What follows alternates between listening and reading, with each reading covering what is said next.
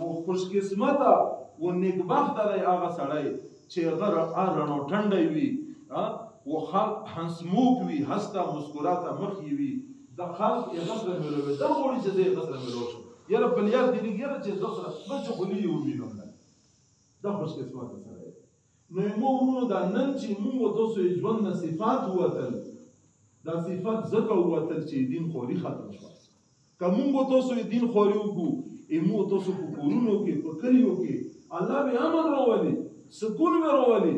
مونږ په ځمکو کې مونږ په معیشت کې مونږ په معاشرت کې مونږ په اولاد کې مونږ په شهیرو کې به الله به مونږ له خیرونه او برکتونه واچوي هر څه به الله ډېر کړي خو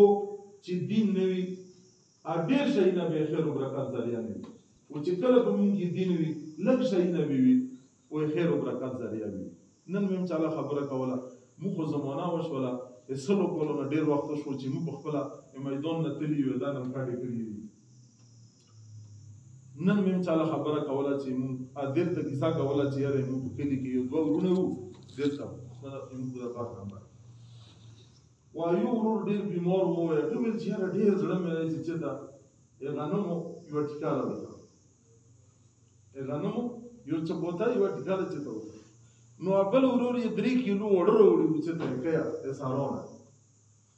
نو اواندیان اخذه به یې تلي وي ته ویلي چې یاره ورور دی نو چې مرګ دی بس په ځان کتن کوي وکړه داسې زه غوندې اوړه وکړې چې یوه ټیکه خولې ورته پخه کړم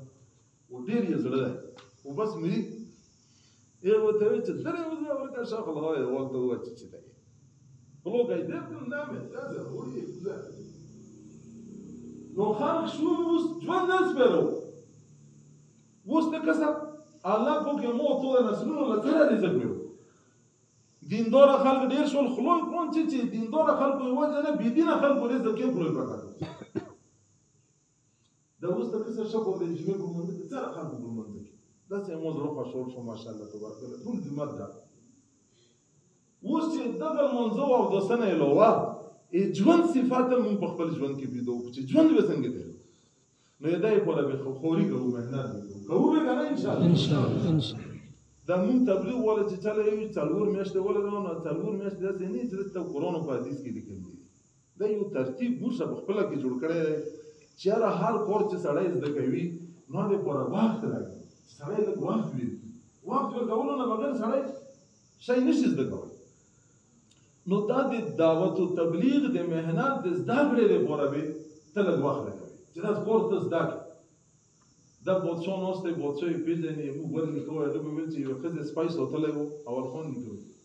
نو ویل به چې سپیله به یې تیو غږ وکړو نو دره تیز به یې ویل چې سپی به دیلی نه نو ویرې به یې نو تبلیغ به په چا لګوي که تبلیغ په چا نه